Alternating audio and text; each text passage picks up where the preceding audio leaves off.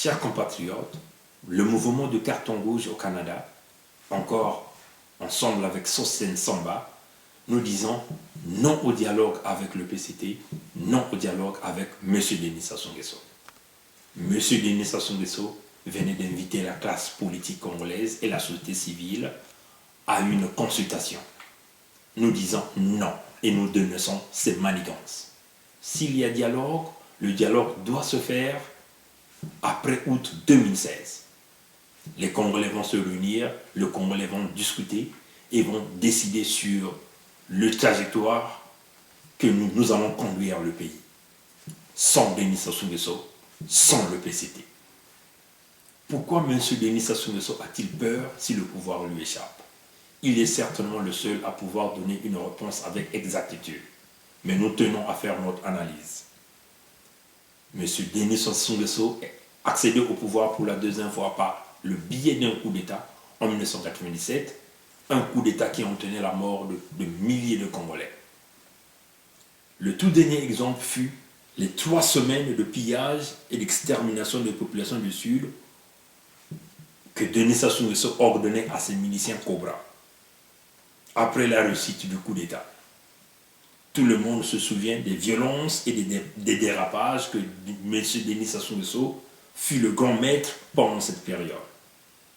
À cela, il faut ajouter la manière avec laquelle il gouverne le Congo. Denis Sassou Nguesso est ce lion qui écrase tout à son passage. Les empoisonnements, les assassinats, les tortures, les intimidations sont les méthodes utilisées par Denis Sassou Nguesso afin de créer un climat de silence de la population congolaise. La corruption et les détournements des fonds de l'État sont les dernières munitions que Denis Sassou Nguesso utilise afin d'affamer la population congolaise. Tous les revenus du pays sont monopolisés par une seule famille, qui est celle de Denis Sassou Nguesso. Tous ces actes mentionnent bien que Denis Sassou Nguesso s'est créé des ennemis. En réalité, le vrai ennemi de Denis Sassou Nguesso, c'est le peuple congolais. En réalité, ce peuple veut récupérer ce qui lui appartient, le pouvoir. Le pouvoir appartient au peuple congolais et le peuple congolais va décider à qui il va le donner. Le peuple congolais ne veut plus de Denis Sassou Nguesso, il n'a plus de choix, il doit partir.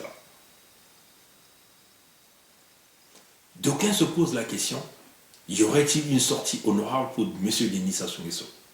Oui, il y a une sortie honorable. La condition sine qua non pour cette sortie serait le respect de la Constitution du 20 janvier 2002. Au cas contraire, ça serait une humiliation pour M. Denis Sassou Nguesso.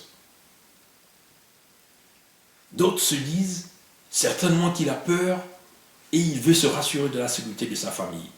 Le Congo a eu plusieurs présidents.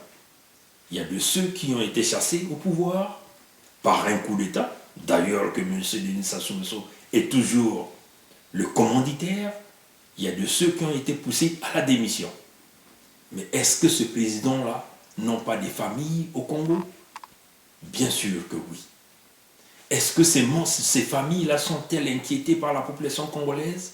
La réponse est non. Donc Denis Sassou Nguesso ne doit pas utiliser des prétextes. Il doit partir. Son temps est arrivé. L'alternance ne l'inspire-t-il pas? La réponse est non. Denis Sassou Nguesso n'est pas inspiré par l'alternance. Mais le peuple congolais veut de l'alternance. Pourquoi le peuple congolais veut de l'alternance? Le Congo a été dirigé par un bras de fer par M. Denis Sassou Nguesso pendant 32 ans. Les Congolais manquent de tout. M. Denis Sassou Nguesso et le PCT n'ont pas pu délivrer la marchandise au peuple congolais. Ils n'ont pas pu donner de l'eau potable à la population. Ils n'ont pas pu donner l'électricité, la situation de santé universelle, les conditions de vie. Le peuple congolais dit non à Denis Sassou Nguesso. Serait-il le seul à pouvoir diriger ce pays? Si je vais exagérer, le Congo compte 5 millions d'habitants. Le Congo a des compétences. Les Congolais ont des capacités, beaucoup d'intellectuels. qui sont capables de diriger ce pays. Là où M. Denis Sassou Nguesso a échoué pendant 32 ans, il y a des Congolais qui sont capables de donner le minimum au peuple congolais. Si on essaie de faire le bilan de M. Sassou Nguesso durant les 32 ans de pouvoir, nous avions vu la fermeture de plusieurs compagnies. Sokoboa, Sidolo, Lamab, Ofnacom, OCV, OCC. Plusieurs compagnies n'existent plus aujourd'hui. Ces compagnies produisaient de l'emploi aux Congolais. Tous les jeunes qui sortent de l'université Marien Ngouabi sont aujourd'hui à la perdition. Les conditions scolaires aujourd'hui, les écoles, les enfants s'asseyent à même le sol. Le bilan est catastrophique.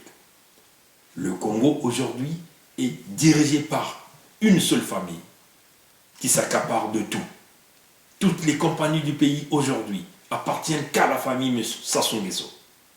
Non, les Congolais ne veulent plus de ça.